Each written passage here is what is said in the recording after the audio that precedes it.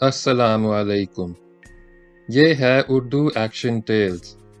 آپ سب سے گزارش ہے کہ اس ویڈیو کو لائک اور شیئر کریں اور میرے چینل کو سبسکرائب کریں۔ یہ ہے شوکت صدیقی کا سنسنی خیز ناول جانگ لوس۔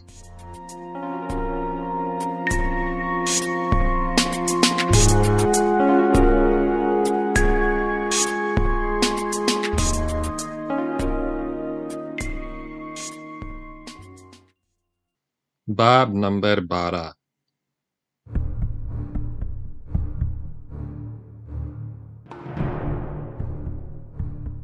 رات آدھی ہو گئی، کاجل کی طرح کالی ہو گئی۔ جھیل سائیں سائیں کر رہا تھا، رکڑ ویران تھا۔ اونچے نیچے ٹیلے اور ٹبے دم بخود تھے۔ ہوا کا تیز جھونکا آتا، خشک پتے کھڑکھڑاتے، خاموشی کا طلسم درہم برہم ہو جاتا۔ رحیم داد چوکنا ہو کر ادھر ادھر دیکھتا۔ رات ڈھلنے لگی۔ رحیم داد کی نگاہیں رکڑ کے عقب میں ابھرے ہوئے ٹیلوں اور ٹبوں کی سمت اٹھی ہوئی تھیں، مگر ٹیلوں پر نہ کوئی چاپ ابھری، نہ سایہ نظر آیا۔ رحیم داد تھکن سے مزمحل تھا، ہوا میں خنکی بڑھ گئی تھی۔ وہ اپنے جسم کو چادر سے ڈھانپے سکڑا سکڑایا ایک درخت کے تنے سے ٹیک لگائے بیٹھا تھا۔ نیند بار بار جلغار کرتی۔ وہ جھومنے لگا اور جھومتے جھومتے لڑھک گیا۔ آنکھیں بند ہو گئیں۔ وہ گہری نیند سو گیا۔ آنکھ کھلی تو دن چڑھ چکا تھا۔ وہ ہڑبڑا کر اٹھ بیٹھا۔ سامنے رکڑ پر زرد زرد دھوپ پھیلی تھی، مگر لالی اب تک نہیں پہنچا تھا۔ رحیم داد گم سم بیٹھا رہا۔ بہت دیر ہو گئی۔ دھوپ درختوں سے چھن چھن کر جھیل میں پھیلنے لگی۔ اب جھیل میں ٹھہرنا خطرے سے خالی نہ تھا۔ رحیم داد کھڑا ہو گیا اور آہستہ آہستہ ایک طرف چلنے لگا۔ فراش کے گنجان درختوں کا سلسلہ ختم ہو گیا۔ آگے جھنگر تھا۔ جھنگر میں گھنی جھاڑیاں تھیں، خودرو جنگلی پودے تھے۔ زمین سخت اور ناہموار تھی۔ جھنگر نشیب میں دور تک پھیلتا چلا گیا تھا۔ رحیم داد جنگلی جھاڑیوں کے درمیان سے آگے بڑھتا گیا۔ جھنگر سے نکل کر چٹیل میدان میں پہنچ گیا۔ دھوپ کی تمازت بڑھتی جا رہی تھی۔ اسے پیاس محسوس ہوئی۔ پانی کی تلاش میں رحیم داد نے ادھر ادھر نظریں دوڑائیں۔ کچھ دور سرس کے ایک گھنے درخت کے نیچے کنویں کی منڈیر نظر آئی۔ وہ اس جگہ پہنچا۔ کنواں پرانا اور بہت بڑا تھا، آب پاشی کے لیے بنایا گیا تھا۔ منڈیر کے قریب چوبچے جیسا چولہا تھا، اس میں رہٹ کے نسیار سے کنویں کا پانی گرتا تھا۔ چولہے سے کھیتوں میں پانی پہنچانے کے لیے آڑ اور نالیاں نکلتی تھیں، مگر اب کنویں کی منڈیریں منہدم ہو چکی تھیں۔ چولہا ٹوٹ پھوٹ کر گڑھا بن گیا تھا۔ آڑ اور نالیوں کے نشانات دھندلے پڑ چکے تھے۔ کھیت اجڑ کر بنجر میدان میں تبدیل ہو گئے تھے۔ رحیم داد نے جھک کر کنویں میں نظر ڈالی۔ کنواں بالکل خشک تھا۔ اس کی تہہ میں جھاڑیاں اور خودرو پودوں کے جھنڈ تھے۔ یہ اندھا کنواں تھا۔ اسے ڈل کہا جاتا ہے۔ ڈل سے 100-125 گز دور کسی ویران بستی کے ٹوٹے پھوٹے مکانات کے کھولے اور کھنڈر تھے۔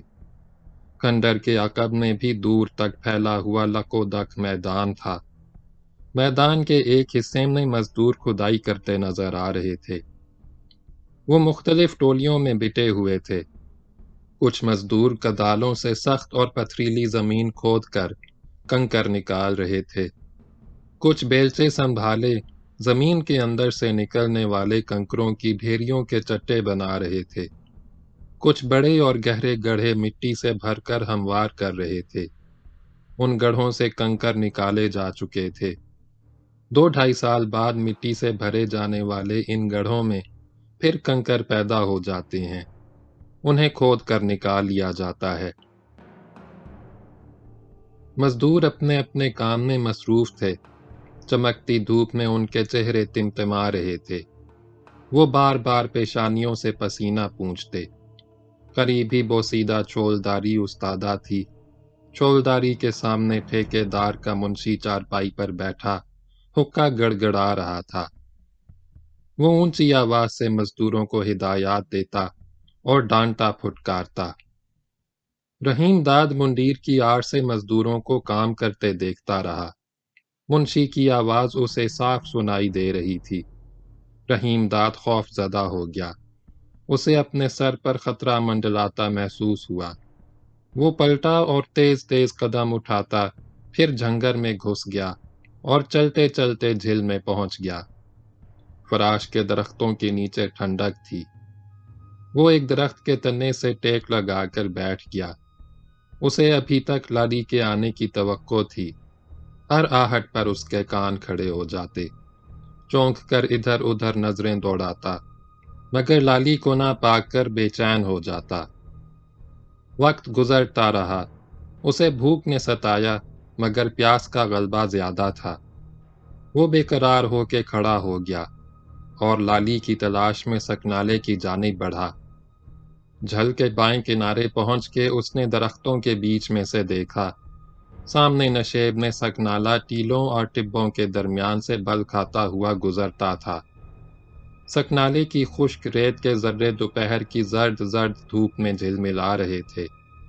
ایک ٹیلے کے دامن میں جگمگ کرتی چھوٹی سی جھیل تھی۔ یہ ٹوبھا تھا۔ اس میں ابھی تک پچھلی بارش کا پانی موجود تھا۔ ہوا کے جھونکوں سے ٹوبے میں ہلکی ہلکی لہریں ابھر رہی تھیں۔ ٹوبھا زیادہ فاصلے پر نہیں تھا۔ پانی دیکھتے ہی رحیم داد کی آنکھوں میں تیز چمک پیدا ہوئی۔ وہ دھیرے دھیرے نشیب میں اترنے لگا۔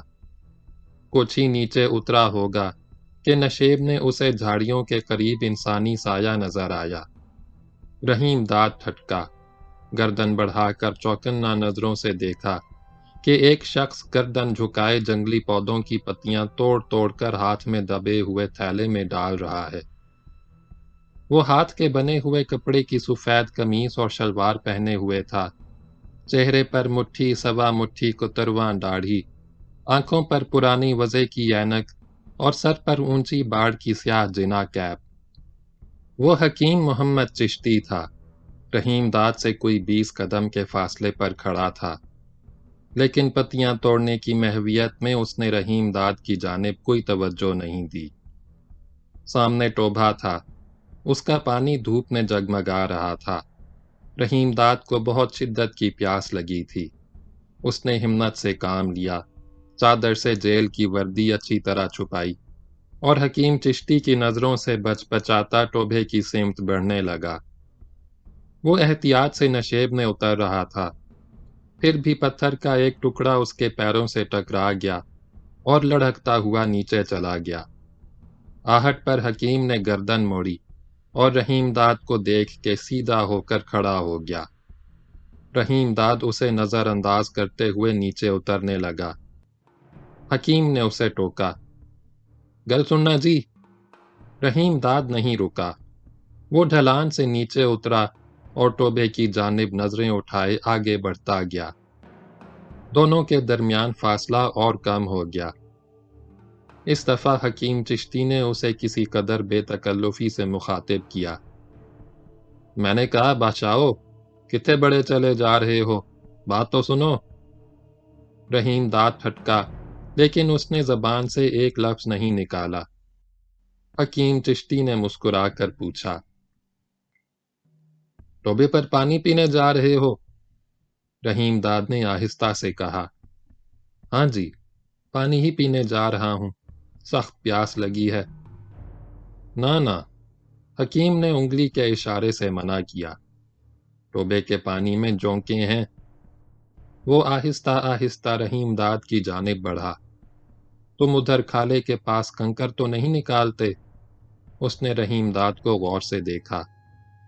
تم مجھے نئے مزدور لگتے ہو، پہلی بار ادھر آئے ہو کیا؟ رحیم داد نے مختصر جواب دیا، ہاں جی۔ میں نے ٹھیک اندازہ لگایا تھا۔ وہ کھل کر مسکرایا، میں یہاں اکثر آتا ہوں۔ کنکر کی کھدائی کرنے والے مزدور بھی کبھی کبھار ٹوبے پر نہانے یا پانی پینے ادھر آ نکلتے ہیں۔ حکیم نے قدرے تأمل کیا۔ ایک بار ایسا ہوا کہ ایک مزدور میرے سامنے ٹوبے پر آیا۔ اس نے چلو بھر بھر کر پانی پیا، بہت زیادہ پیاسا لگتا تھا۔ پانی پی کر سستانے کے لیے ایک جھاڑی کے سائے میں بیٹھ گیا۔ یہی آتی گرمیوں کے دن تھے۔ نہ جانے کتنی دیر بیٹھا رہا۔ میں نے اس کی جانب دھیان نہیں دیا، گردن جھکائے بوٹیاں توڑتا رہا۔ اچانک میں نے ابکائی کی آواز سنی۔ پلٹ کر دیکھا کہ وہ الٹی کر رہا ہے۔ الٹی میں خون ہی خون نکلا۔ الٹی کے بعد وہ نڈھال ہو کے زمین پر لیٹ گیا اور اکھڑی اکھڑی سانسیں بھرنے لگا۔ میں جھٹ اس کے پاس پہنچا اور کلائی تھام کے نبض دیکھنے لگا۔ لگتا ہے جی تسی حکیم ہو؟ رحیم داد نے پوچھا۔ ہاں میں حکیم ہوں۔ اس نے داڑھی پر ہاتھ پھیرا۔ میرا نام صوفی حکیم نظر محمد چشتی ہے۔ حکیم نے بات جاری رکھی۔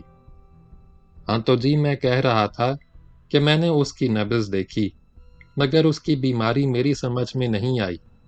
بہت غور کرنے پر اتنا پتہ چلا کہ اس کے پیٹ میں کوئی زہریلی چیز چلی گئی ہے۔ اب سوال یہ تھا کہ اسے پیٹ سے کیسے نکالا جائے۔ اس وقت اپنے پاس کوئی دوائی بھی نہیں تھی۔ پھر ایسا ہوا کہ مریض نے خون کی قے کی۔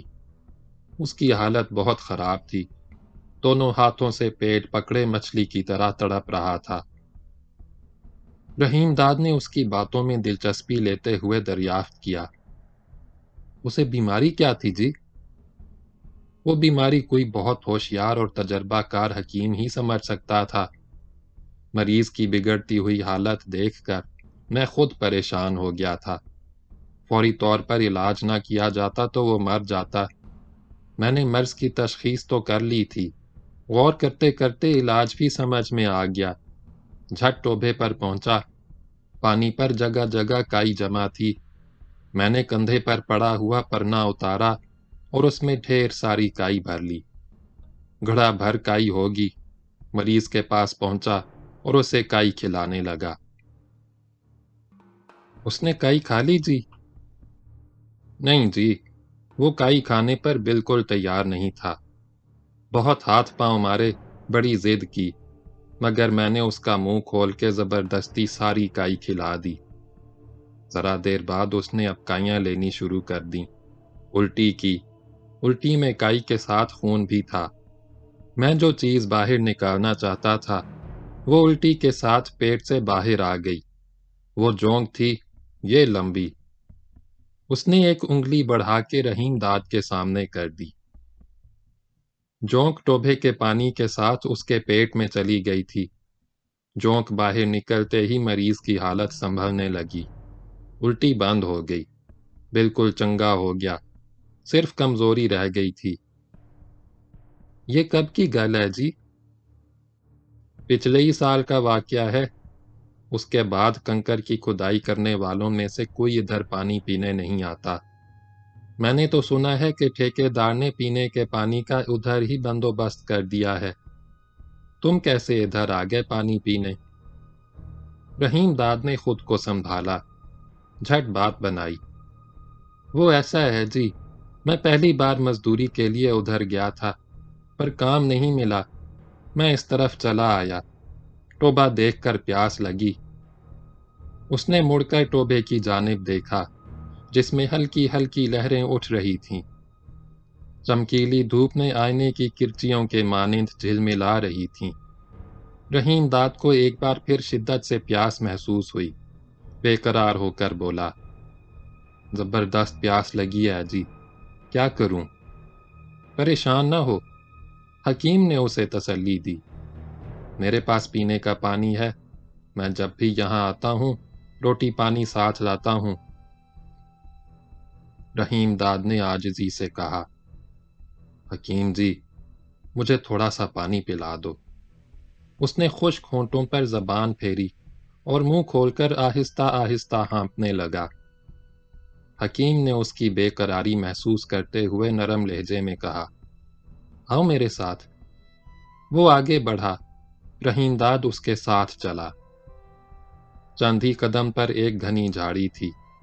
جھاڑی کے قریب پہنچ کر حکیم ٹھہر گیا۔ رحیم داد بھی رک گیا۔ جھاڑی کے نیچے مٹی کے تودے پر المونیم کا ناشتے دان رکھا تھا۔ قریب ہی چھوٹا سا سفری تھرماس بھی تھا۔ حکیم نے آگے بڑھ کر ناشتہ دان اور تھرماس اٹھایا اور جھاڑی کے نیچے صاف ستھری جگہ آلتی پالتی مار کر بیٹھ گیا۔ حکیم نے تھرماس کھولا، ڈھکنے میں پانی انڈیلا اور رحیم داد کی جانب بڑھایا۔ لو، پیاس بجھانے کے لیے تھوڑا سا پی لو۔ رحیم داد سارا پانی ایک ہی سانس میں چڑھا گیا۔ حکیم نے تھرماس کا خالی ڈھکنا اس کے ہاتھ سے لیتے ہوئے مسکرا کر کہا، میں تمہیں پینے کے لیے اور پانی نہیں دوں گا۔ اب روٹی کھا لو، پھر پانی پینا۔ خالی پیٹ پانی پینا مناسب نہیں ہوتا۔ لگتا ہے تم نے سویرے سے کچھ کھایا بھی نہیں ہے۔ رحیم داد خاموش بیٹھا رہا۔ حکیم نے ناشتے دان کھولا۔ اس میں بھنا ہوا گوشت تھا اور روٹیاں تھیں۔ حکیم نے ایک روٹی نکالی، رحیم داد کی جانب بڑھائی، دوسری اپنے ہاتھ میں دبا کر بولا، لو جی، بسم اللہ کرو۔ اس نے لقمہ لیا۔ رحیم داد بھی کھانا کھانے لگا۔ حکیم نے کھانا کھاتے کھاتے کہا، میں دیکھتے ہی سمجھ گیا تھا تم پہلی بار ادھر آئے ہو۔ اتفاق سے میں آج یہاں موجود تھا، ورنہ تم بھی ٹوبے کا پانی پی کر بیمار پڑ جاتے۔ کیا ٹوبے کا پانی پی کر سبھی بیمار پڑ جاتے ہیں؟ نہیں، صرف وہ بیمار پڑتے ہیں جن کے پیٹ میں پانی کے ساتھ جونکیں چلی جاتی ہیں۔ ویسے ٹوبے کا پانی پینے سے پیٹ کی دوسری بیماریاں بھی ہو سکتی ہیں۔ یہ ٹھہرا ہوا پانی صحت کے لیے مضر ہوتا ہے۔ حکیم جی، تسی روز ادھر آتے ہو؟ نہیں، مجھے اتنی فرصت کہاں کہ روز روز آؤں، کبھی تو مہینوں نہیں آتا۔ وہ مسکرایا۔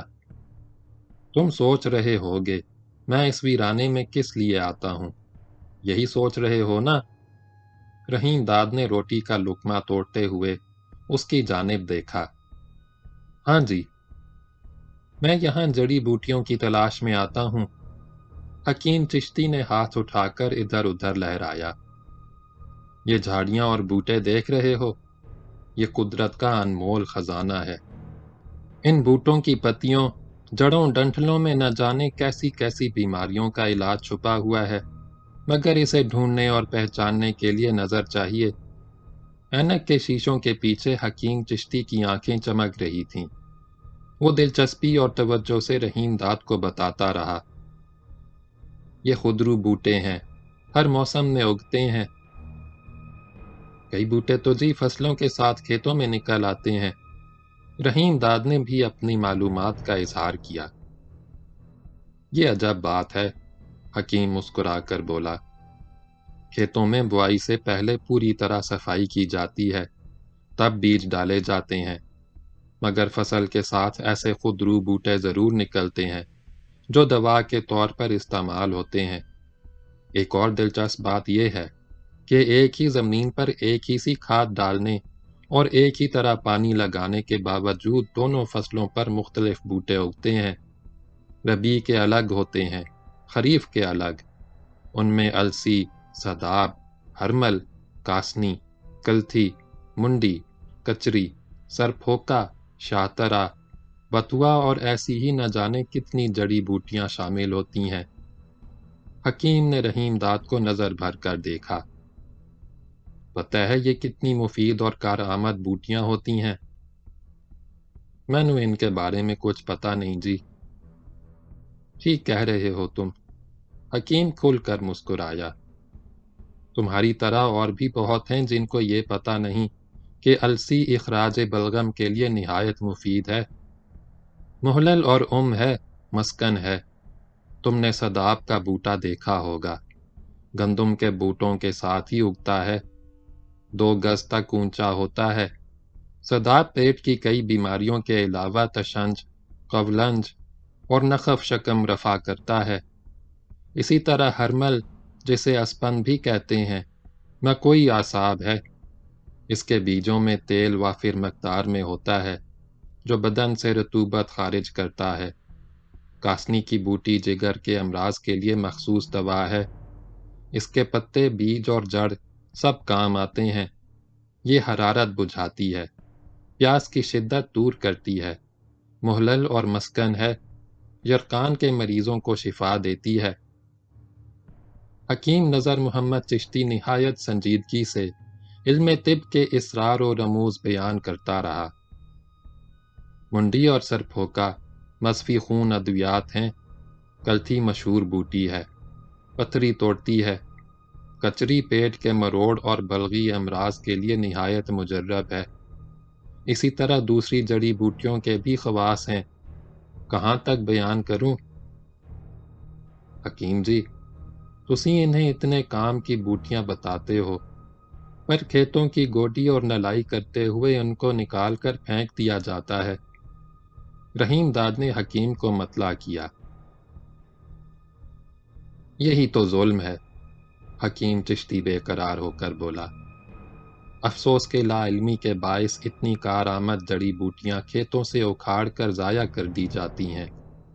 جنگل یا ویرانے میں پیدا ہوں تو مویشیوں کی خوراک بن جاتی ہیں، موسم کے سرد و گرم کے ہاتھوں تباہ ہو جاتی ہیں۔ رحیم داد سر جھکائے چپ چاپ کھانا کھاتا رہا۔ حکیم نے بات جاری رکھی۔ میں ان جڑی بوٹیوں سے مختلف دوائیاں تیار کرتا ہوں۔ کمال گڑھ میں میرا مطلب ہے دور دور سے مریض آتے ہیں۔ کھانے سے فارغ ہو کر حکیم نے ناشتے دان میں بچا کھچا کھانا ڈالا اور اسے تھرموس کے ساتھ ایک طرف سنبھال کر رکھ دیا۔ دوپہر کا وقت تھا، دھوپ میں خشک برساتی نالا ریگزار جیسا نظر آ رہا تھا۔ ہر طرف ویرانی تھی، مگر جھاڑی کے سائے میں سکون تھا، ٹھنڈک تھی۔ ہلکے ہلکے جھونکے چل رہے تھے، ٹوبے کا پانی جھلملا رہا تھا۔ رحیم داد کی آنکھیں نیند سے بند ہو رہی تھیں، مگر وہ سونا نہیں چاہتا تھا۔ نیند کا غلبہ بہت بڑھا تو وہ کھڑا ہو گیا۔ حکیم نے اسے حیرت سے دیکھا۔ کہاں چلے؟ میں نے تو جی اپنے پنڈ واپس جانا ہے۔ حکیم نے اسے جانے نہیں دیا۔ اس وقت دوپہر میں جا کر کیا کرو گے؟ میرا کہا مانو تو ٹھہر جاؤ، دن ڈھلے دونوں اکٹھے چلیں گے۔ میں کمال گڑھ جاؤں گا، تم اپنے پنڈ چلے جانا۔ رحیم داد مخمسے میں پڑ گیا۔ وہ ٹھہرنا بھی نہیں چاہتا تھا اور اسے یہ بھی نہیں پتا تھا کہ جانا کہاں ہے۔ وہ خاموش کھڑا رہا۔ حکیم مسکرا کر بولا، دھوپ ڈھلنے تک یہاں ٹھہر جاؤ، بوٹیاں چننے میں میری مدد کرو۔ تمہیں اور کوئی کام بھی نہیں ہے، گھر ہی تو جانا ہے نا، چلے جانا۔ مینو تو جی یہ بھی پتا نہیں کون سی بوٹی توڑنی ہے۔ حکیم بے تکلفی سے ہنسا۔ تم فکر نہ کرو، آسانی سے شناخت کر لو گے، آؤ میرے ساتھ۔ دونوں جھاڑیوں کے درمیان سے گزرتے ہوئے ڈھلان کے پاس پہنچے۔ حکیم نے ایک پودے کی جانب اشارہ کرتے ہوئے کہا، یہ رہا وہ بوٹا۔ پودا بالشت سوا بالشت اونچا تھا، اس کی پتیاں نوکیلی تھیں، شاخوں میں باریک باریک کانٹے تھے اور چند ننھے ننھے زرد پھول بھی لگے تھے۔ حکیم نے جھک کر پودا اکھاڑا اور رحیم داد کو دکھا کر بولا، اس بوٹے کا نام سنگھرنی ہے۔ یہ ندی نالوں کے کنارے پتھریلی زمین میں اگتا ہے۔ اس کی عجب تاثیر ہے۔ اس کی جڑ ابال کر پیو، خونی یا بادی کیسی بھی بواسیر ہو، فوراً فاقہ ہوگا۔ بچوں کے پیٹ میں کیڑے پڑ جائیں، جڑ پیس کر ذرا سا شہد ملا کر چٹاؤ، سارے کیڑے فضلے کے ساتھ پیٹ سے نکل جائیں گے۔ کالی کھانسی ہو تو اسے جلا کر ہاون دستے میں کوٹ لو، باریک کپڑے سے چھان کر سفوف بنا لو، تھوڑا سا نمک ملاؤ، رات کو سوتے وقت مریض کو ایک چٹکی کھلا کر گرم پانی پلا دو، چوتھے روز کالی کھانسی جاتی رہے گی۔ جڑ قوت باہ کے لیے بھی نہایت مفید ہے۔ گھیکوار کے ساتھ پیس کر حلوہ بنا لو، اس میں حسب ضرورت پستے بادام ڈالو، جاڑوں میں استعمال کرو، نہایت ممسک ہے۔ وہ زیر لب مسکرایا۔ لیکن یہ تو جی رئیسوں کے چونچلے ہیں، تم کہاں اس چکر میں پڑو گے؟ اپنی تو جی ساری گل ہی سمجھ نہیں آئی، اس چکر میں کیا پڑنا؟ اچھا ہی ہے تم اسے نہ سمجھو، تم ابھی تکڑے جوان ہو، تمہیں کسی ایسے نسخے کی کیا ضرورت؟ لیکن اتنا ضرور ہے کہ یہ آزمودہ اور مجرب نسخہ ہے۔ حکیم چشتی سنگھرنی کا پودا گھما پھرا کر دیکھنے لگا۔ جڑ کی اور بھی بہت خوبیاں ہیں، کہاں تک بیان کروں؟ پر میں نے تو جی تمہیں اس کی پتیاں توڑ کر تھیلے میں ڈالتے دیکھا تھا۔ ٹھیک کہہ رہے ہو۔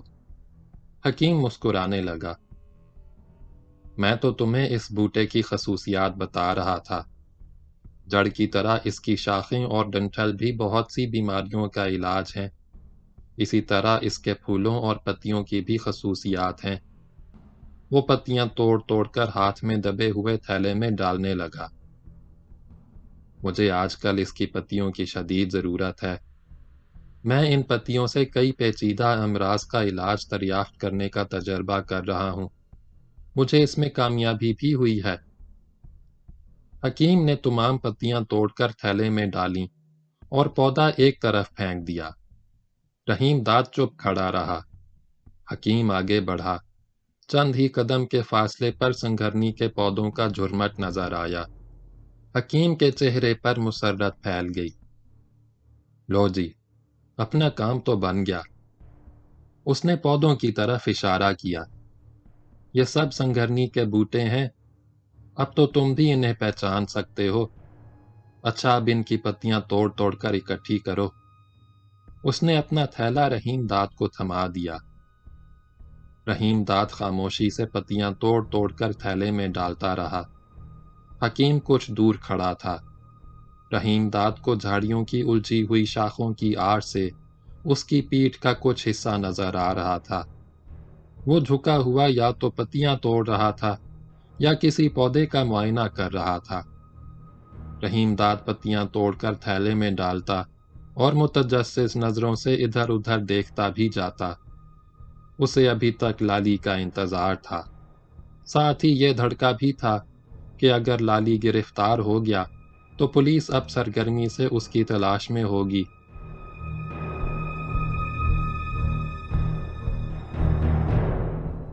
سائے سمٹتے جا رہے تھے۔ سکنالے کی ریت کے ذرے دھوپ میں جگمگا رہے تھے۔ گرمی بڑھ گئی تھی۔ رحیم داد سائے میں کھڑا تھا، مگر موٹی چادر نے اس کا جسم پسینے سے تر کر دیا تھا۔ حکیم کے سامنے وہ چادر اتارنا نہیں چاہتا تھا۔ رحیم داد نے سنگھرنی کے تمام پودوں کی پتیاں تھیلے میں بھر لیں، مگر تھیلا ابھی خالی تھا۔ وہ اسے ہاتھ میں دبائے حکیم کی جانب چلا۔ حکیم پتیاں توڑ توڑ کر اپنی ٹوپی میں بھر رہا تھا۔ قدموں کی آہٹ سن کر حکیم نے گردن موڑی اور سیدھا کھڑا ہو گیا۔ رحیم داد کیکر کے ایک گھنے درخت کے نیچے سے گزرتا ہوا آگے بڑھا۔ یکا یک وہ ٹھوکر کھا کے لڑکھڑ آیا۔ اس کی چادر کیکر کی خاردار شاخوں میں الجھ گئی۔ رحیم داد دھڑام سے زمین پر گرا۔ سب کچھ آنن فانن ہوا۔ رحیم داد جیل کی وردی میں زمین پر پڑا تھا اور اس کی چادر ایک شاخ سے الجھی ہوئی لٹک رہی تھی۔ حکیم لپک کے اس کے نزدیک پہنچا۔ رحیم داد گھبرا کے کھڑا ہو گیا۔ حکیم نظر محمد چشتی نے ہمدردی سے کہا، چوٹ تو نہیں آئی؟ اس نے رحیم داد کے جسم پر جیل کی وردی اور اس پر پڑا ہوا دھندلا نمبر مشتبہ نظروں سے دیکھا اور حیرت زدہ ہو کر ہکلانے لگا۔ تم رحیم داد نے کوئی جواب نہیں دیا۔ اس نے چادر شاخ سے اتار کر اوڑھ لی، مگر حکیم سے نظریں نہیں ملائیں۔ اس کا تھیلا گرتے وقت ہاتھ سے چھوٹ گیا تھا۔ تھیلے سے پتیاں بھی نکل کر بکھر گئی تھیں۔ رحیم داد اکڑوں بیٹھ کر خاموشی سے پتیاں اٹھا اٹھا کر تھیلے میں ڈالنے لگا۔ حکیم اس کے قریب ہی کھڑا تھا۔ رحیم داد نے ساری پتیاں تھیلے میں بھر دیں اور کھڑا ہو گیا۔ چند لمحے دونوں خاموشی سے ایک دوسرے کے آمنے سامنے کھڑے رہے۔ پھر حکیم کی آواز ابھری، یا تم جیل سے بھاگے ہوئے قیدی ہو؟ رحیم داد گردن جھکا کر آہستہ سے بولا، ہاں جی۔ تمہارا رویہ اور حلیہ دیکھ کر مجھے پہلے ہی شک گزرا تھا، حکیم نے سنجیدگی سے کہا۔ مجھے یہ بھی پتا ہے کہ کل رات نہر کے کنارے ٹبوں پر پولیس کے ساتھ تمہاری گولی چلی تھی۔ تم فرار ہونے میں کامیاب ہو گئے، مگر تمہارا ساتھی پکڑا گیا۔ رحیم داد نے گھبرا کر پوچھا، تنو کیسے پتا چلا وہ پکڑا گیا؟ سویرے جب میں ادھر آ رہا تھا تو شہر سے بس میں 3 کانسٹیبل بھی سوار ہوئے۔ وہ قادر آباد سے آئے۔ ان میں سے ایک کانسٹیبل میرا جاننے والا نکل آیا۔ اس کی گھر والی میرے زیر علاج رہ چکی ہے۔ بیچاری کو ارکن نساء کی بیماری ہے۔ اسی کانسٹیبل سے دوران گفتگو معلوم ہوا کہ تمہارا ساتھی پکڑا گیا اور اب پولیس کی حراست میں ہے۔ رحیم داد کے چہرے پر پریشانی چھا گئی۔ حکیم ذرا دیر خاموش رہ کر نرم لہجے میں بولا، تم کوئی بھی ہو، مجھے تم سے کیا لینا؟ پر میں اتنا ضرور بتا دینا چاہتا ہوں کہ پولیس تمہاری تلاش میں ہے۔ رحیم داد نے گھبرا کر کہا، پھر تے مینوں یہاں سے چھیتی نال ٹر جانا چاہیے۔ اس نے خوف سے بھری نظروں سے ادھر ادھر دیکھا۔ تم اس وقت کہاں جاؤ گے؟ حکیم چشتی نے دریافت کیا۔ مجھے خود پتا نہیں جی کہاں جانا ہے، رحیم داد نے بجھے ہوئے لہجے میں کہا۔ میں نے تو یہاں آنا ہی نہیں تھا، لالی جہاں لے جاتا میں وہیں چلا جاتا۔ وہی مجھے جیل سے نکال کر لایا تھا، آگے کا اسی کو پتا تھا۔ خطرہ تو تمہارے لیے یہاں بھی ہے، مگر اس وقت کہیں جانا اور بھی زیادہ خطرناک ہوگا۔ حکیم نے اسے مشورہ دیا، میری مانو تو سورج ڈوبنے تک یہیں رہو، شام ہو جائے تو اندھیرے میں جہاں تمہارا جی چاہے نکل جانا، آگے تمہاری مرضی۔ رحیم داد نے حکیم کا مشورہ قبول کر لیا اور اس کے ساتھ سنگھرنی کے پودوں سے پتیاں توڑ توڑ کر تھیلے میں ڈالنے لگا۔ دونوں جھاڑیوں کے درمیان ادھر ادھر گھومتے رہے۔ رحیم داد ابھی تک اپنا جسم چادر سے چھپائے ہوئے تھا۔ حکیم نہایت انہماک سے پتیاں توڑ توڑ کر اپنی ٹوپی میں ڈالتا جا رہا تھا۔ ٹوپی بھر جاتی تو پتیاں رحیم داد کے ہاتھ میں دبے ہوئے تھیلے میں ڈال دیتا۔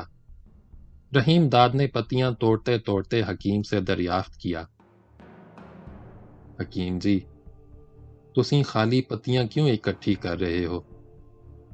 حکیم چشتی اس کی بات سن کر مسکرایا، جڑ اور ڈنٹلوں کا میرے پاس پہلے ہی وافر ذخیرہ ہے، آج کل مجھے صرف پتیوں کی ضرورت ہے۔ میں ان دنوں ایک نئی دوا تیار کر رہا ہوں، اس کی تیاری پر بڑی محنت کرنی پڑتی ہے۔ اس نے ٹوپی میں بھری ہوئی پتیاں تھیلے میں ڈال دیں۔ انہیں بھیگنے کے لیے رات بھر اوس میں رکھوں گا، سویرے سورج نکلنے سے پہلے پہلے اٹھا کر کوڑے گھڑے میں بھر دوں گا، پھر گھڑے پر ڈھکنا رکھ کر گیلی مٹی کے لیپ سے اس کا منہ اچھی طرح بند کر دوں گا۔ اس کے بعد زمین میں کمر تک گہرا گھڑا کھودوں گا، اس میں گھڑا رکھوں گا، اسے اپلوں سے بھر کر مٹی سے ہموار کروں گا۔ جب برسات گزر جائے گی تو زمین کھود کر گھڑا باہر نکال لوں گا۔ اس وقت تک گھڑے میں خوب خمیر اٹھائے گا، پتیاں گل سڑ کر گاڑی گاڑی لگدی سی بن جائیں گی۔ اس لگدی میں حسب مقدار عود سلیب، زرعون طویل، آخر قرہا، زیر سیاہ، خول نجان، رب السوس اور استو خدوس شامل کروں گا۔ پھر اسے کھرل میں پیس کر مٹر کے دانے برابر گولیاں بنا لوں گا۔ یہ گولیاں سائے میں سکھائی جاتی ہیں۔ اس کے بعد سمجھو دوا تیار ہو گئی۔ رحیم داد حیرت سے حکیم کی باتیں سنتا رہا۔ دوائی کی تیاری میں تو جی بہت محنت کرنی پڑتی ہے۔ محنت تو واقعی بہت کرنی پڑتی ہے۔ حکیم نے گردن اٹھائی اور کھل کر مسکرایا، مگر یہ ایسے مرض کی دوا ہے جسے لا علاج کہا جاتا ہے۔ یہ مرگی کا مرض ہے، اسے طب یونانی میں السیان اور عربی میں سرا کہا جاتا ہے۔ تم نے مرگی کے مریض تو دیکھے ہوں گے؟ دیکھے ہیں جی، بالکل دیکھے ہیں۔ میرے پڑوسی کرامت کو یہی روگ ہے، بہت علاج کیے پر اب تک اس کی بیماری نہیں گئی۔ اس مرض کا سبب وہ صدع ہوتا ہے جو دماغ کے بعض بطون اور اعصاب کے بعض حصوں میں پیدا ہو جاتا ہے۔ یہ وہی اعصاب ہوتے ہیں جو اعضاء کو حرکت دیتے ہیں اور قوت حس ان کی طرف پہنچاتے ہیں۔ جب تک اس صدے کو رفع نہ کیا جائے، مرض ختم نہیں ہوتا۔ حکیم چشتی نہایت بلیغ انداز میں مرگی کے مرض کے بارے میں بتاتا رہا۔ رحیم داد خاموشی سے اس کی باتیں سنتا رہا۔ حکیم نے قدر توقف کے بعد کہا، تم اپنے پڑوسی کو میرے پاس لانا۔ میری گولیوں کے استعمال کے بعد اسے یہ بیماری کبھی نہیں ہوگی، بالکل چنگا ہو جائے گا۔ کہتے ہیں مرگی لا علاج مرض ہے، مگر میں نے اس کا علاج دریافت کر لیا ہے۔ وہ ہاتھ اٹھا کر جوش و خروش سے بولا، کتنے ہی مریضوں کو اس دوا سے بھلا چنگا کر چکا ہوں۔ یہ تیر بہدف علاج ہے، نہایت مجرب اور آزمودہ ہے۔ میرا دعویٰ ہے۔ حکیم کی زبان اچانک لڑکھڑانے لگی۔ اس نے دونوں ہاتھوں سے سر پکڑا اور خاموش ہو گیا۔ آنکھوں کی پتلیاں چڑھ گئیں، چہرہ زرد پڑ گیا۔ وہ لڑکھڑایا اور دھڑام سے زمین پر گرا۔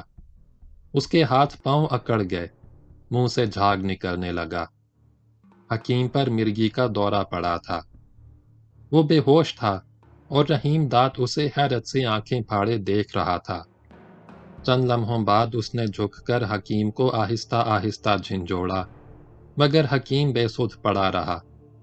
اس کی سانس رک رک کر چل رہی تھی اور حلق سے ہلکے ہلکے خراٹوں کی آواز پیدا ہو رہی تھی۔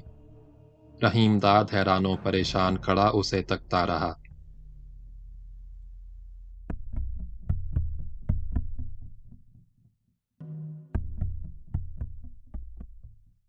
ہر طرف گہرا سناٹا تھا، دھوپ ریت کے ذروں پر جھلملا رہی تھی۔ رحیم داد کی آنکھوں میں اچانک تیز چمک پیدا ہوئی۔ اس نے چوکس نظروں سے ادھر ادھر دیکھا، مگر دور دور تک نہ آدم تھا نہ آدم زاد۔ رحیم داد نے جھٹ چادر ایک طرف پھینکی، جلدی جلدی جیل کی وردی اتاری اور حکیم کے قریب بیٹھ گیا۔ اس نے حکیم کی شلوار اتاری اور اسے پہن کر قمیض بھی اتارنے لگا۔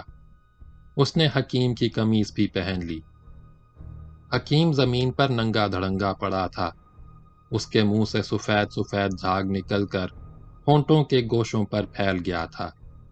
حکیم مردے کے مانند بے جان نظر آ رہا تھا۔ رحیم داد نے حکیم کے کپڑے پہننے کے بعد چاہا کہ وہاں سے بھاگ جائے۔ وہ چند قدم چلا، پھر ٹھہر گیا۔ اس نے حکیم کے پیروں سے جوتے نکالے اور انہیں پہننے لگا۔ جوتے ذرا تنگ تھے، مگر اس نے کسی نہ کسی طرح پہن ہی لیے۔ حکیم ابھی تک بے حس و حرکت پڑا تھا۔ رحیم داد قریب کھڑا تیکھی نظروں سے اسے گھورتا رہا۔ اس نے جیل کی وردی حکیم کو پہنا دی۔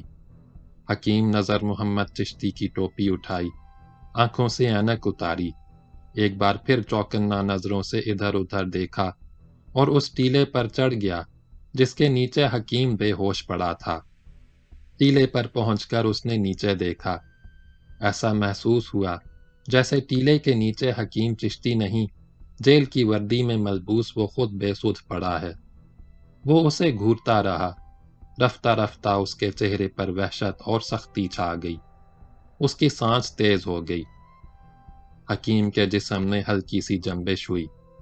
رحیم داد نے جھٹ قریب پڑا ہوا بھاری پتھر اٹھایا، سر سے بلند کیا اور تاک کر حکیم کے چہرے کی جانب پھینکا۔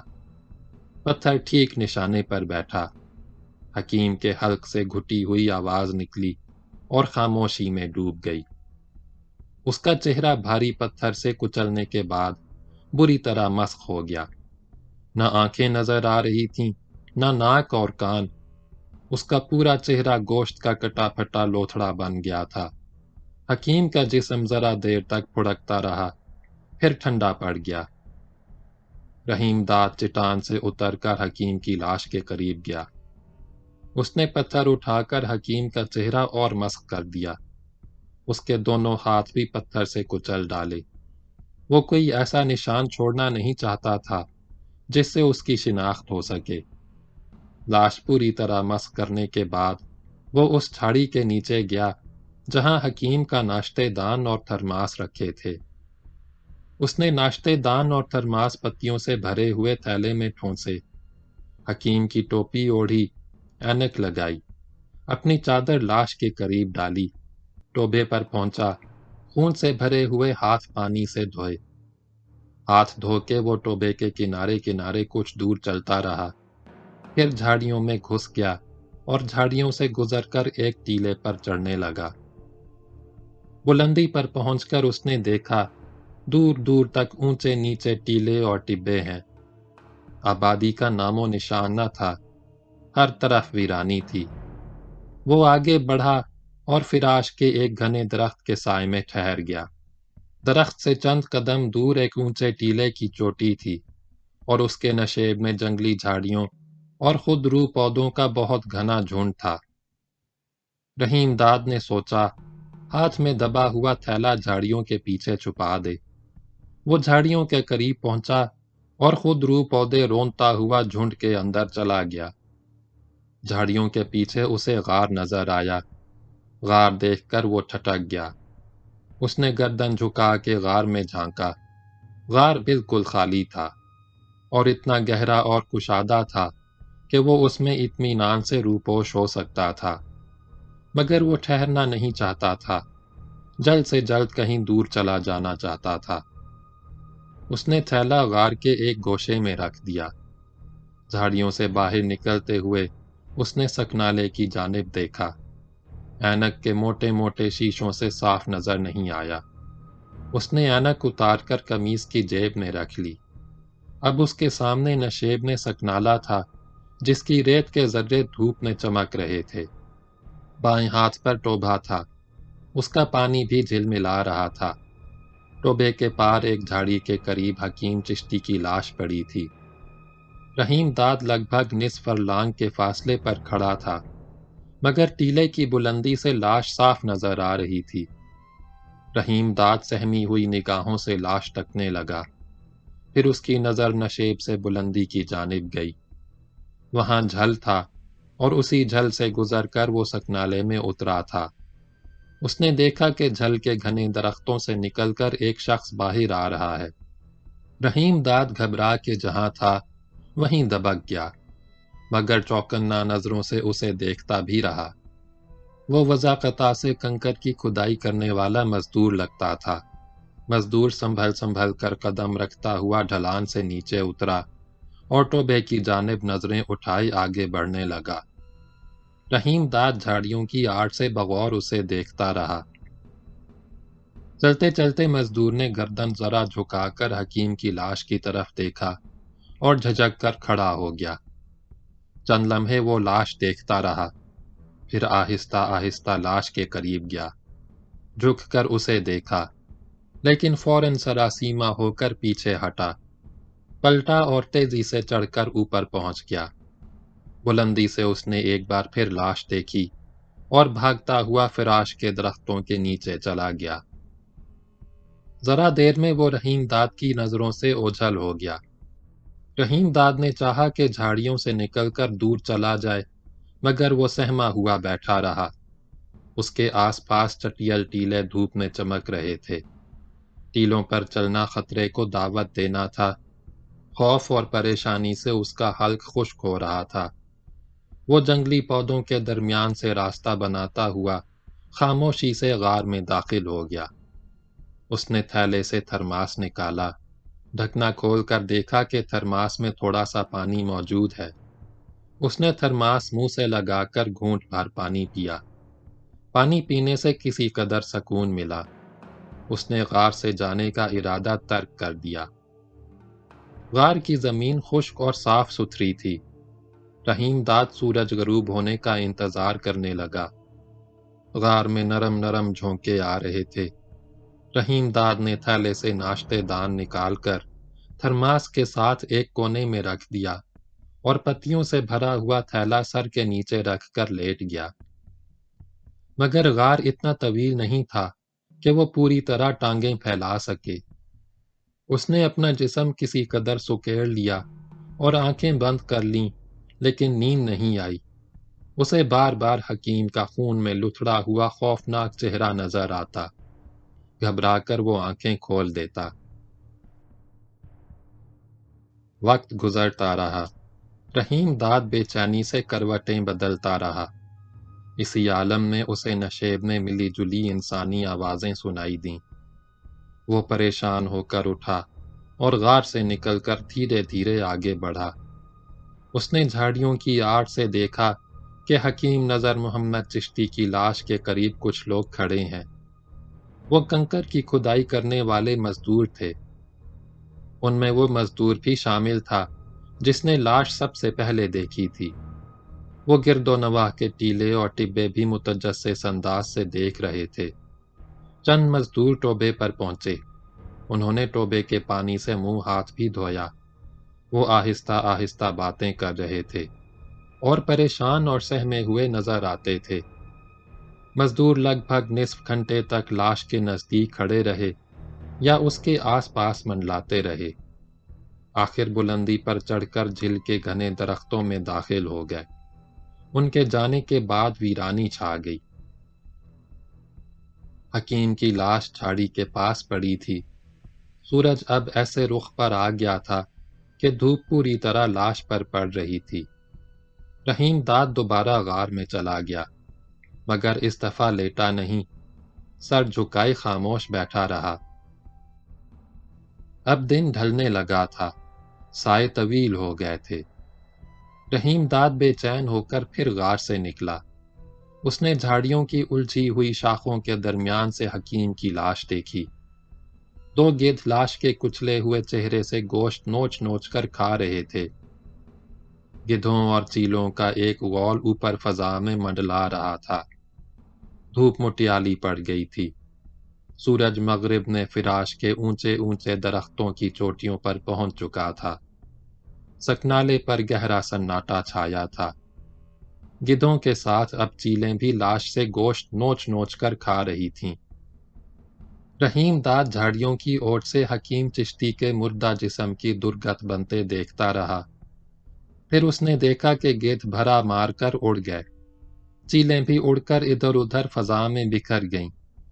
پولیس کا ایک انسپکٹر 4 کانسٹیبلوں کے ہمراہ ڈھلان سے نیچے اتر رہا تھا۔ پولیس کو دیکھتے ہی رحیم داد کے اوسان خطا ہو گئے، مگر وہ اپنی جگہ سے ہلا نہیں۔ پولیس والے نشیب میں اترنے کے بعد لاش کی جانب بڑھے اور جھک جھک کر لاش کا معائنہ کرنے لگے۔ گدھوں اور چیلوں کا غول ابھی تک فضا میں منڈلا رہا تھا۔ انسپکٹر نے لاش کے بعد خون سے بھرے ہوئے پتھر کا بھی معائنہ کیا، جس سے رحیم داد نے حکیم کا چہرہ اور ہاتھ کچل کر مسخ کر دیے تھے۔ انسپکٹر نے رحیم داد کی چادر بھی دیکھی۔ چادر لاش کے قریب ہی پڑی تھی۔ انسپکٹر لاش کے آس پاس گھومتا رہا۔ وہ قریب کی جھاڑیوں میں بھی گیا، چڑھ کر ٹیلے پر پہنچا، بلندی سے جھک جھک کر لاش دیکھتا رہا۔ نیچے اترا اور لاش کے نزدیک کھڑے ہو کر قدموں کے نشانات دیکھنے لگا۔ وہ قدموں کے نشانات دیکھتا ہوا ٹوبے کی جانب بڑھا اور کنارے پہنچ کر ٹھہر گیا۔ اس کے ہمراہ ایک کانسٹیبل بھی تھا۔ انسپکٹر ہاتھ اٹھا کر کانسٹیبل کو قدموں کے نشانات دکھا رہا تھا۔ جیل میں جرائم پیشہ قیدیوں کے ساتھ رہنے کے باعث رحیم داد جرائم کے بارے میں بہت سے گر اور حربے جان گیا تھا۔ اس نے حکیم چشتی کو قتل کرتے ہوئے اپنے طور پر پوری کوشش کی تھی کہ پولیس کو مغالطے میں ڈال دے۔ وہ اپنی کامیابی پر مطمئن تھا، مگر جب انسپکٹر قدموں کے نشانات دیکھتا ہوا ٹوبے تک پہنچ گیا تو رحیم داد کو اپنے اناڑی پن کا احساس ہوا۔ لاش کے قریب سے فرار ہوتے وقت اسے یہ خیال نہیں رہا تھا کہ ریت پر اس کے قدموں کے نشان صاف نظر آ رہے ہیں، لیکن یہ سوچ کر اسے کسی قدر ڈھارس ہوئی کہ کنکر کھودنے والے مزدوروں کے قدموں کے نشانات بھی اس کے قدموں کے نشانات کے ساتھ گڈمڈ ہو گئے تھے۔ چند مزدور منہ ہاتھ دھونے ٹوبے پر بھی پہنچ گئے تھے۔ رحیم داد نے غور کیا کہ قدموں کے ملے جلے نشانات نے انسپیکٹر کو الجھن میں ڈال دیا۔ انسپیکٹر ٹوبے کے کنارے کھڑا تھا اور مڑ مڑ کر نشانات کا جائزہ لے رہا تھا۔ وہ کچھ دیر متجسس نظروں سے ادھر ادھر دیکھتا، پھر ٹوبے کے کنارے کنارے چلتا جھاڑیوں میں داخل ہوا۔ جھاڑیوں سے گزر کر وہ ٹیلوں پر پہنچنے کے لیے چڑھائی کی جانب بڑھا۔ کانسٹیبل اس کے ساتھ تھا۔ رحیم داد جھاڑیوں کی شاخوں کے پیچھے سے دونوں کو چوکنا نظروں سے دیکھ رہا تھا، مگر جب اس نے انہیں اوپر آتے دیکھا تو سخت پریشان ہوا۔ وہ جنگلی پودوں کے درمیان سے کھسکتا ہوا غار میں داخل ہو گیا۔ غار کے ایک گوشے میں جا کے وہ دم بخود بیٹھ گیا۔ ذرا دیر بعد سخت اور چٹیل زمین پر بھاری بھاری بوٹوں کی آواز ابھری۔ کھٹ کھٹ کھٹ، آواز قریب آتی گئی۔ رحیم داد کی دھڑکن تیز ہوتی جا رہی تھی۔ خوف اور ڈر سے اس کا چہرہ پسینے سے بھیگ گیا۔ وہ سہمی سہمی نظروں سے جھاڑیوں کی جانب ٹک ٹکی باندھے دیکھتا رہا۔ قدموں کی آہٹ عین غار کے سامنے سنائی دی۔ رحیم داد کو الجھی ہوئی شاخوں کے پیچھے انسپیکٹر اور کانسٹیبل نظر آئے، مگر وہ ان کا صرف نچلا دھڑ دیکھ سکا۔ کانسٹیبل کہہ رہا تھا، لاش تو جی جیل کی وردی سے رحیم داد ہی کی لگتی ہے، لیکن اسے اتنی بے دردی سے کیوں قتل کیا گیا؟ لاش ایسی مسخ ہو گئی ہے کہ شناخت کرنا مشکل ہو گیا۔ میں تو یہ کہتا ہوں جی۔ رحیم داد کانسٹیبل کی پوری بات نہیں سن سکا۔ دونوں آہستہ آہستہ آگے بڑھ گئے۔ ان کے قدموں کی آہٹیں دھیمی پڑ گئیں تو رحیم داد نے گہری سانس بھری، مگر وہ ہنوز خوف زدہ تھا۔ سہما ہوا چپ چاپ دونوں کی واپسی کا انتظار کرتا رہا۔ 5 منٹ، 10 منٹ، 15 منٹ، آدھا گھنٹہ گزر گیا، لیکن وہ واپس نہیں آئے۔ پتھریلی زمین پر ان کے بوٹوں کی آواز نہ ابھری۔ ہر طرف گہری خاموشی چھا گئی تھی۔ غار میں اندھیرا بڑھ گیا تھا۔ سائے پھیل کر اور طویل ہو گئے تھے۔ سورج غروب ہو رہا تھا۔ رحیم داد دیر تک ڈرا سہما بیٹھا رہا۔ نہ کوئی آہٹ ابھری، نہ آواز آئی۔ وہ غار سے نکلا، جنگلی پودوں میں دبک کر گردن ذرا اونچی کی۔ ڈوبتے ہوئے دن کی ہلکی ہلکی روشنی میں حکیم کی لاش جھاڑی کے قریب پڑی تھی، مگر اب اس پر چادر ڈال دی گئی تھی۔ کچھ فاصلے پر 2 کانسٹیبل بیٹھے لاش کی نگرانی کر رہے تھے۔ انسپیکٹر دوسرے کانسٹیبلوں کے ہمراہ جائے واردات سے جا چکا تھا۔ رحیم داد بلندی سے لاش کی نگرانی کرنے والے کانسٹیبلوں کو دیکھتا رہا۔ سورج جنگل کے گھنے درختوں کے پیچھے چھپ گیا۔ برساتی نالے کے نشیب میں شام آہستہ آہستہ اتر رہی تھی۔ فضا دھواں دھواں تھی۔ سناٹا بڑھتا جا رہا تھا۔ رحیم داد نے غار میں واپس جا کے ناشتے دان کھولا۔ ناشتے دان میں ابھی ایک روٹی باقی تھی۔ تھوڑا سا سالن بھی تھا۔ اس نے آدھی روٹی سالن سے کھائی اور آدھی ناشتے دان میں رکھ کر ڈھکنا بند کر دیا۔ رحیم داد نے تھرماس سے پانی کے چند گھونٹ پیے اور غار سے باہر نکلنے کا ارادہ ترک کر دیا۔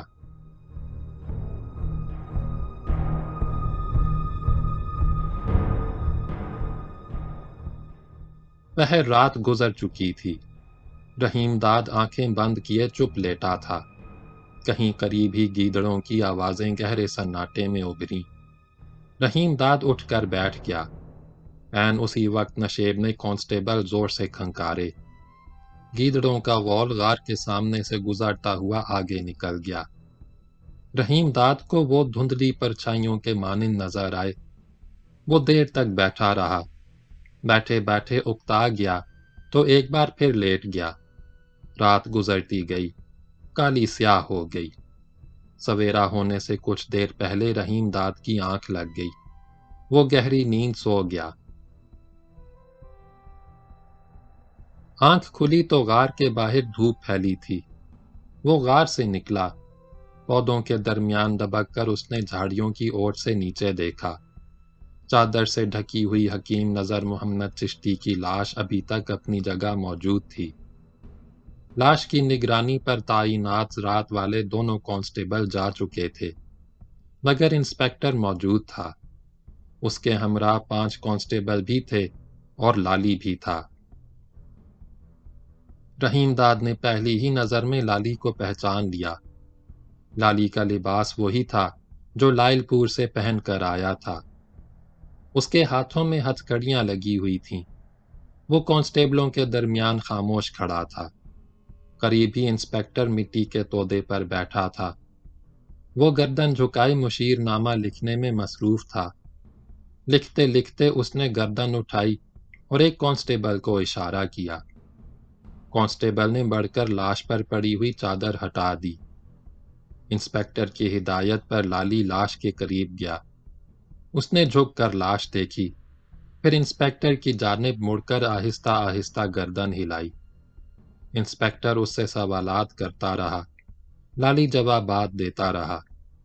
رحیم داد اتنی دور بیٹھا تھا کہ دونوں کی بات چیت بالکل نہیں سن سکا، مگر یہ اندازہ ہو گیا کہ لالی نے لاش اسی کی بتائی ہے۔ لاش پھر ڈھانک دی گئی۔ انسپکٹر اٹھ کر کھڑا ہو گیا۔ ابھی اس کی تفتیش ختم نہیں ہوئی تھی۔ اس نے گھوم کر پھر لاش کے آس پاس کی جھاڑیوں کا معائنہ کیا اور ٹیلے کے نیچے کھڑے ہو کر دیر تک اوپر دیکھتا رہا۔ رحیم داد نے اسی ٹیلے سے حکیم کے چہرے پر بھاری پتھر پھینکا تھا۔ انسپکٹر 2 کانسٹیبلوں کے ہمراہ ٹوبے کی جانب بڑھا۔ اسے اپنی سمت آتا دیکھ کر رحیم داد گھبرا گیا۔ اس نے جھٹ گردن نیچے کی اور دھیرے دھیرے کھسکتا ہوا غار میں چلا گیا۔ وہ ہانپنے کے انداز میں گہری گہری سانس بھرنے لگا۔ خوف اور دہشت سے رحیم داد کا دل زور زور سے دھڑکنے لگا۔ اس کے کان بھاری بوٹوں کی آہٹوں پر لگے ہوئے تھے۔ خطرہ سر پر منڈلا رہا تھا۔ رحیم داد پچھتانے لگا کہ رات کے اندھیرے میں اس مقام سے دور کیوں نہ چلا گیا۔ غمازت بڑھتی جا رہی تھی، مگر ٹیلوں کی پتھریلی زمین پر بوٹوں کی آہٹ نہیں ابھری۔ رحیم داد سہما ہوا بیٹھا رہا۔ نشیب سے رک رک کر مدھم آوازیں ابھرتی رہیں، پھر یہ آوازیں بند ہو گئیں۔ گہرا سناٹا چھا گیا، لیکن رحیم داد غار سے باہر نہیں نکلا۔ خطرہ ابھی تک سر پر منڈلا رہا تھا۔ سورج چڑھ کر بیچ آسمان پر آ گیا۔ دوپہر ہو گئی، گرمی بڑھ گئی۔ رحیم داد غار سے باہر آیا۔ اس نے ڈرتے ڈرتے ٹوبے کے پار دیکھا، مگر اب وہاں کوئی نہیں تھا۔ لاش بھی نہیں تھی۔ جس جگہ لاش پڑی تھی وہاں پتھروں سے حصار بنا دیا گیا تھا۔ رحیم داد نے ادھر ادھر نظریں دوڑائیں، مگر ہر طرف ویرانی تھی۔ اسے اطمینان ہوا۔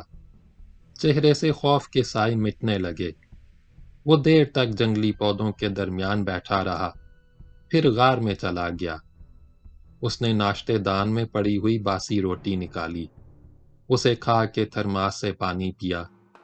اب ناشتے دان بالکل خالی تھا، لیکن تھرماس میں تھوڑا سا پانی موجود تھا۔ وہ پھر لیٹ گیا اور شام کے اندھیرے کا انتظار کرنے لگا۔ دن ڈھلے تک وہ سوتا رہا۔ بیدار ہوا تو پیاس محسوس ہو رہی تھی۔ اس نے تھرماس منہ سے لگایا اور اسے خالی کر دیا۔ لالی کا دیا ہوا چاقو اس کے پاس موجود تھا۔ اس نے جیب سے چاقو نکالا اور غار کے دہانے سے ذرا ہٹ کر گڑھا کھودا۔ گڑھے میں تھرماس، ناشتے دان، مقتول کی ٹوپی اور سنگرنی کی پتیوں سے بھرا ہوا تھیلا رکھ دیا۔ اس نے گڑھا مٹی سے بھر دیا۔ جنگلی پودوں کی شاخیں اور پتھروں کے ٹکڑے اس طرح بکھیر دیے کہ گڑھا بالکل چھپ گیا۔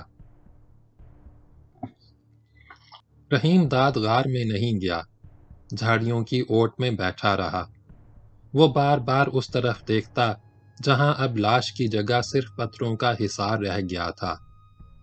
سورج کا دہکتا ہوا الاؤ سرد پڑ گیا تھا، درختوں اور جھاڑیوں میں پرندے شور مچا رہے تھے۔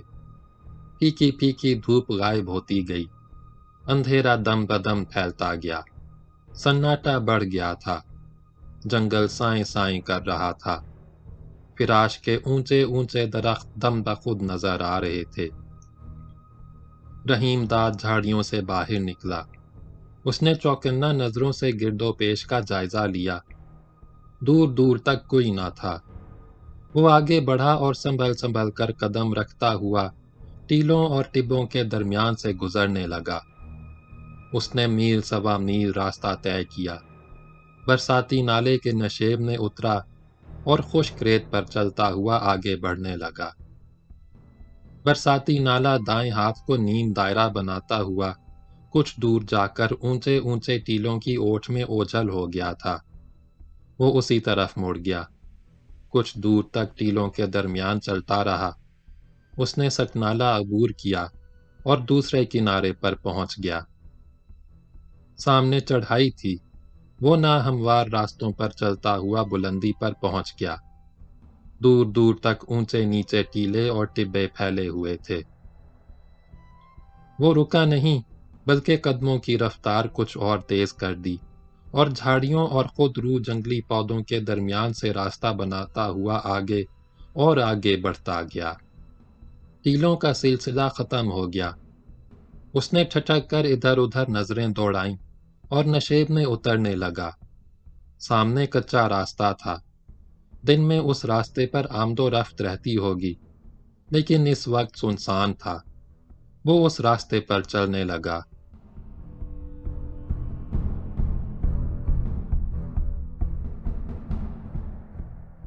باب نمبر 13 اگلی ویڈیو میں سنیں۔